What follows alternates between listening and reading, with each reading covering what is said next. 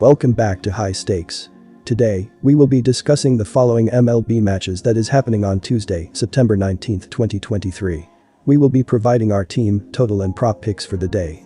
Before we get started, please remember to subscribe to our channel and turn on notifications so you don't miss any of our videos. If you want access to our premium picks, you can check out our Patreon page. You can find the link to our Patreon page in the description and comments section below. New York Mets vs Miami Marlins, take the Mets. The Mets, 70-80, have won consecutive games and are on the verge of being eliminated from postseason contention. Last night, Jeff McNeil broke a ninth-inning tie with a solo shot to lift New York to a 2-1 road victory against Miami. 30-year-old left-hander Joey Lucchesi, 3.02.83 ERA, will make his 8th start of the season for the Mets. Last time out, Lucchesi allowed just one unearned run across 7 frames during a 7-1 home victory versus Arizona. The Miami Marlins are 10 games above .500 at home and are a half game back in the race for the final NL wildcard spot. During Monday's home loss, Miami was limited to 5 hits and struck out 9 times. SP Edward Cabrera allowed 1 run in 5+ innings and did not factor in the decision for the Marlins, who fell to 78-73 on the year. The Marlins will counter with 26-year-old southpaw Braxton Garrett, 9.63.67 ERA, on Monday. In his last start, Garrett fanned 7 batters across 6 shutout frames during a 2-0 road victory against Milwaukee.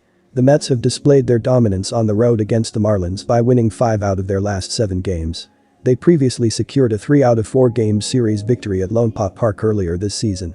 During that series, the Mets pitching staff was particularly impressive, posting a remarkable 2.06 ERA, a 1.14 WHIP, and averaging just over 10 strikeouts per 9 innings. Lucchesi, in particular, has been highly effective on the road in 2023, boasting a 2-0 record accompanied by a 2.41 ERA and a 1.18 WHIP. New York has been performing well overall, winning 5 out of their last 8 games, including a recent 3-game sweep of the Arizona Diamondbacks at home. On the other hand, the Marlins have struggled at home, losing 3 out of their last 5 series. Notably, the Mets pitching staff has consistently limited the Miami offense to 3 runs or less in all 4 games played at Lone Pop Park this season. Taking these factors into account, the indications strongly suggest a New York victory on the road come Tuesday. Take the under. The Mets have pushed or gone under the run total in 2 of their last 3 games overall and 3 of their previous 4 on the road. Perez has limited his opponents to less than 2 runs per 9 innings on average at home in his 8 starts this season. He has produced a 0.89 WHIP and has allowed less than 6 hits per 9 innings on average at Lone Pop Park. Lucchesi has been very effective on the road in 2023, producing a 2-0 record with a 2.41 ERA and 1.18 WHIP. New York has gone under the run total in 5 of their previous 7 road games, and they have scored 2 runs or less in 3 of their last 4. They have hit a lean .209 in their previous 5 games away from their home stadium. 3 of the 4 games played at Lone Pop Park earlier this season either pushed or went under the run total, with only 26 runs scored in total during the 4-game set. Most signs point to a lower scoring affair on Tuesday. Los Angeles Angels vs Tampa Bay Rays. Take the Rays with the run line. The Angels, 68-82, have been decimated by injuries and are in the midst of a 5-game losing streak. On Sunday, Los Angeles struck out 11 times during a 5-3 home loss versus Detroit. The Angels have now had a losing record 8 years in a row. 26-year-old southpaw Patrick Sandoval, 7-13 4.48 ERA, will make his 27th start of the season for the Angels. Last time out, Sandoval, 5 IP, was tagged for 8 runs, 5 ERA, during an 8-0 road loss against Seattle. The Tampa Bay Rays have won 50 of their first 75 home games and trail AL East Division leading Baltimore by 2 games.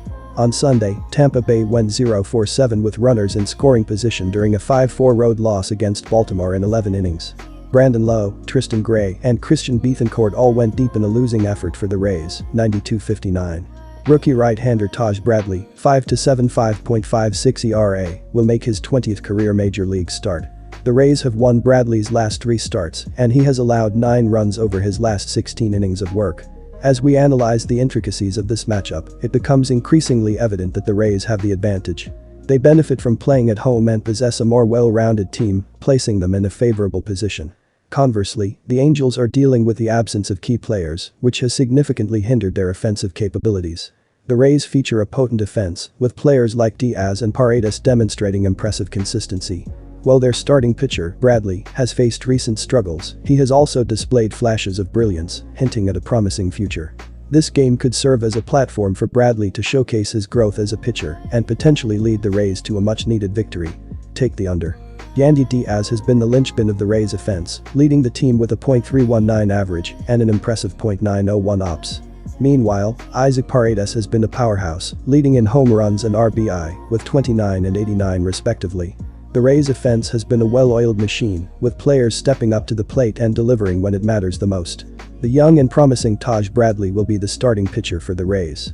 Despite a challenging season with a 5-7 record and a 5.56 ERA, Bradley has shown that he can hold his own against the best in the business. With 118 strikeouts over 90.2 innings, Bradley has demonstrated his potential as a strikeout artist, a trait that could prove vital in this matchup. Given the recent performances of both teams and the starting pitchers, a low-scoring affair seems to be on the cards. Both pitchers have had their struggles, but have also shown that they can bounce back with strong performances. Considering the high-pressure scenario and the potential for both pitchers to step up, betting on an under seems like a sensible choice, anticipating a game dominated by pitchers with tight control of the run flow. Minnesota Twins vs Cincinnati Reds. Cincinnati Reds money line. The Twins, 79-72, are 4 games below .500 on the road and hold a 7-game cushion in the AL Central Division race. Last night, Minnesota SP Joe Ryan, 10-10, gave up 4 runs in 5 innings during a 7-3 road loss against Cincinnati. 35-year-old righty Kenta Maeda, 5-7 4.50 ERA, will take the mound for the Twins in this matchup. In his last start, Maeda, 7 IP, allowed 2 runs and struck out 8 batters during a 10-2 road victory against Chicago. The Cincinnati Reds have won 6 of their last 10 games and are tied with Chicago for the final NL wildcard spot. On Monday, Will Benson homered and drove in 3 runs to power the Cincinnati offense. SP Connor Phillips, 1-0, allowed 2 runs and fanned 7 batters across 7 frames to earn the win for the Reds, 79-73, who improved to 37-39 at home. 33-year-old righty Fernando Cruz, 1.14.05 ERA, will serve as the opener for the Reds on Tuesday. Through 60 innings of work, Cruz has allowed 5 home runs and struck out 88 batters while posting a solid 1.17 whip. I'm choosing to support the Cincinnati Reds, the underdogs, in this home game. The Reds are in a more desperate situation to secure a win as they are just outside of a playoff spot, and having the home crowd behind them gives them an advantage.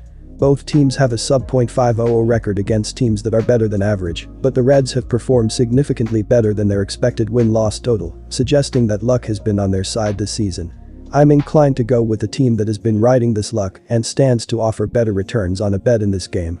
Additionally, Kenta Maeda appears to be on the decline, while Fernando Cruz has been a solid performer as we approach the end of the regular season. These factors contribute to my decision to back the Reds in this matchup.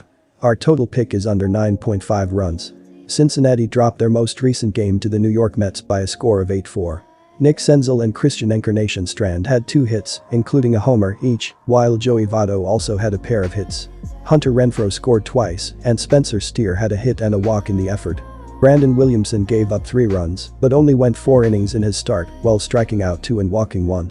Carson Spears came in relief and gave up 3 runs in 3 innings. Spencer Steer has the team high in home runs with 22 and RBI with 81. Matt McLain has the best batting average on the team, with a .290 average and a .357 OBP. Veteran Joey Votto has returned to form with a .457 slugging percentage and a .763 ops, while McLain has the highest ops with an .864. The Reds have 8 different players with at least 10 steals on the year, and Elly De La Cruz is the leader with 24 on the year.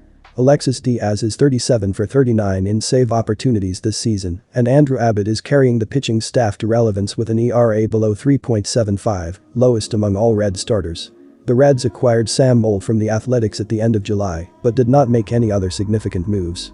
Fernando Cruz gets the call in a must-win game for the Reds. So far on the year, he has a 1-1 record and a 4.05 ERA out of the bullpen. He has 1 start to his name and 53 total appearances, with a 1.17 whip and 88 strikeouts in 60 innings pitched. He will more than likely be used as an opener, as he hasn't thrown more than 2 innings all year. He had a 2.25 ERA in August and hasn't given up a run in his last 4 innings. Cincinnati has over a dozen players on the injured list, including McLain and Harrison Bader. McLain and 3 others are projected to return in the later stages of September, while Bader and 6 others are out for the season or out indefinitely. With the Twins especially, I tend to lean towards the under. Minnesota is outside the top 5 teams in the American League in runs scored, while also ranking 3rd in runs against this year. The Reds have scored no more than 5 runs in their last 5 games, and Minnesota has averaged less than 5 runs per game in their past 9 contests. Mita still has the ability to post a quality start, and if Cruz can start out strong, the rest of the bullpen behind him will follow.